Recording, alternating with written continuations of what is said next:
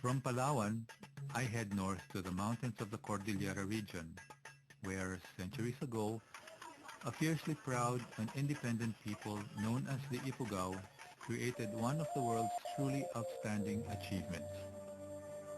Covering an area of 20,000 square kilometers and stretching across 5 provinces, the rice terraces of the Philippine Cordilleras was inscribed by UNESCO on its World Heritage List in 1995. Aerial photographs clearly reveal the colossal magnitude of the rice terraces and why they are widely believed to be the most extensive rice terraces system in the world. There is a sense of tranquility and quiet strength that you immediately feel once you are here. There is also that sense of national pride in knowing that the most outstanding monument of our country is one that is not a symbol of civic or religious authority, or one that commemorates a battle or a victory against oppression. For me, the rice terraces celebrate something more, the genius and soul of a people.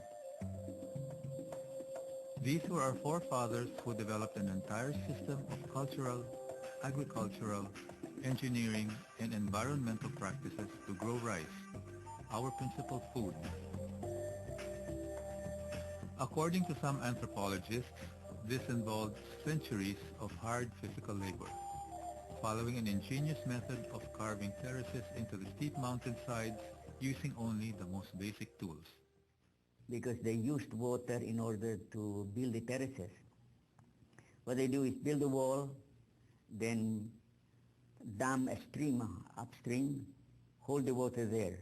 Then when they're ready to fill in the wall, they release the water and just spade the soil into that's brought by the water into the wall. So it takes brains to move the soil and make the water do the work for them. And that's really a great knowledge of engineering. Water. It is life for the terraces. It is because of water that the Ifugao considers forests as the most valuable resource. At the top of each terrace cluster is a ring of forest called the Muyong. Trees of the Muyong begin the water cycle by gathering moisture. The water from the roots eventually feeds into streams that are then diverted to irrigate the terraces. Water flows downhill from terrace to terrace through a well-engineered system of sluices and bamboo pipes. This traditional system is so sophisticated, yet totally sustainable. Conservationists and ecologists rank the terraces among the best soil and water conservation structures ever built by human communities. Up to this day, the Ifugaos continue the same time-tested traditional practices which their ancestors adopted in order to maintain the terraces.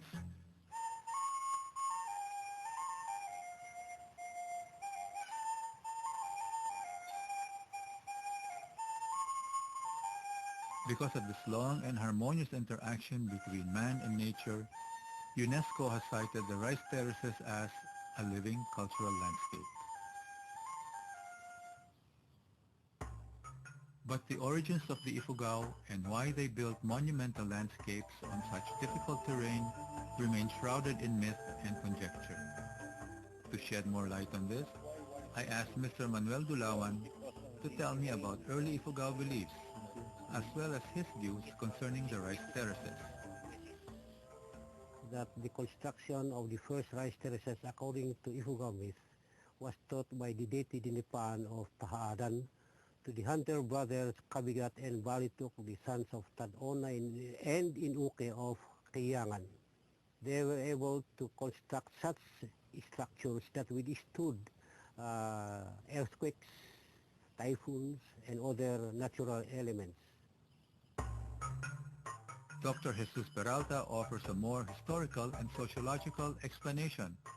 By 6000 BC, there is a movement of peoples from the coastal areas of Southeast Asia.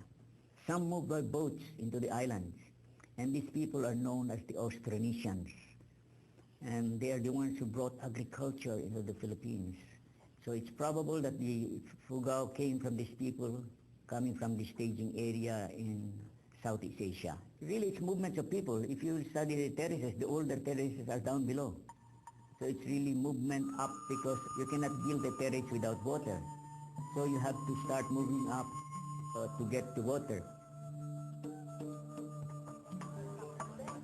For the Ifugao, daily life, cultural practices, religious beliefs, and even literature have always revolved around rice.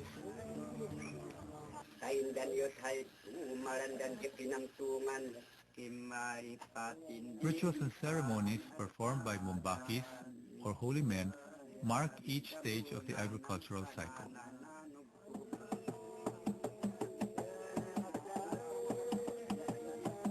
The Ifugao before sincerely believed that when they perform such rites, the gods or the deities and ancestral spirits had intervened in their pleas, in their pleadings to ensure the productivity of the rice culture.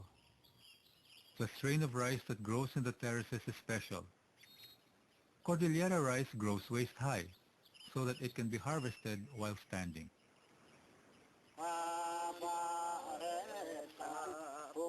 Harvesting is done while chanting the traditional hudhud, which has been honored by UNESCO as one of the world's masterpieces of oral and intangible heritage of humanity.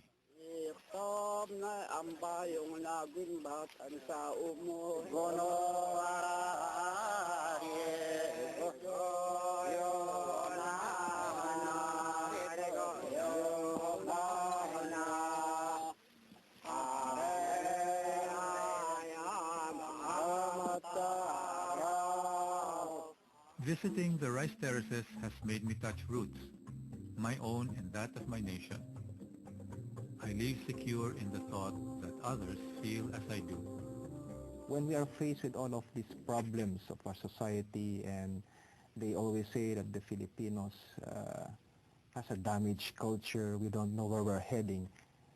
I always believe, I subscribe to the principle that we have to look back into our history and gain the lessons, from the travails of the original Filipinos. And the rice terraces is a sterling example on how communities can be maximized, can be galvanized towards creating masterpieces.